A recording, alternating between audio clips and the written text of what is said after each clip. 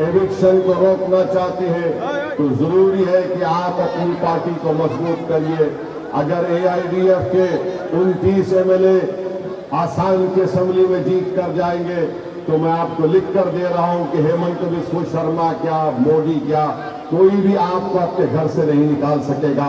زمین ہوگی، ملک پر آپ کو دیا جائے گا، تو اپنے ووٹ کا استعمال اچھی طریقے سے کریے۔ اور یہاں کے مکھیہ منتری بڑی بڑی باتیں کرتے ہیں، میں ایسا کر دوں گا، میں یہ کر دوں گا۔ BJP آپ کی زمین لے کر بڑے بڑے انڈسٹریلسٹ کو زمین دینا چاہتی ہے، اور معلوم ہوا کہ ڈبری میں زمین کے نیچے آئرن اور ہے، اور بڑے بڑے انڈسٹریلسٹ کو دینے کے لیے غریبوں کو اپنی زمینوں سے نکالا جا رہا ہے۔ تو میرے عزیز دوستوں اور بزرگوں اور میری عزتدار اور ماں اور بہنوں، آپ کو ڈرنے اور گھبرانے کی ضرورت نہیں ہے۔ اللہ ہمارے ساتھ ہے اور اللہ ہم کو کامیاب اور کامیاب کرے گا۔ یاد رکھیے، جب تک آپ کے ووٹ سے آپ کی سیاسی لیڈرشپ نہیں رہے گی، کوئی آپ کے آنسو پوچھنے والا نہیں ہے، کوئی آپ کا ہاتھ پکڑنے والا نہیں ہے، کوئی ہمارے ماں اور بہنوں کے خوابوں کو پورا کرنے والا نہیں ہے۔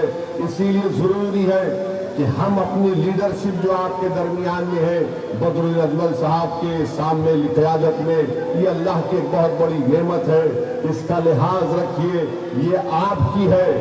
آج جب آپ 9 تاریخ کو ووٹ ڈالنے جائیں گے، یہ مت دیکھیے کہ کینڈیڈیٹ کون ہے، کینڈیڈیٹ آپ ہے۔ ہر آدمی بارپیٹا کا آپ امیدوار ہے، حافظ بشیر کینڈیڈیٹ نہیں ہے۔ اگر آپ اپنا مستقبل اچھا کرنا چاہتے ہیں تو آپ کو تالا اور چابی کو ووٹ دے کر یہاں پر اپنی ایک سیاسی شناخت کو اور مضبوط کریے۔ ہم کسی سے نہیں ڈرنے والے سوائے اللہ سے۔ یاد رکھیے، اتحاد زندگی ہے اور انتشار موت ہے۔ اگر آپ متحدہ طور پر اپنے ووٹ کا استعمال کریں گے تو یقیناً ایک بزرگ قائد حافظ بشیر صاحب ہیں، ہم ان کو کامیاب کر سکتے ہیں، اور شیخ سالم صاحب جالیشور کے امیدوار ہیں، ان کو بھی کامیاب کریے۔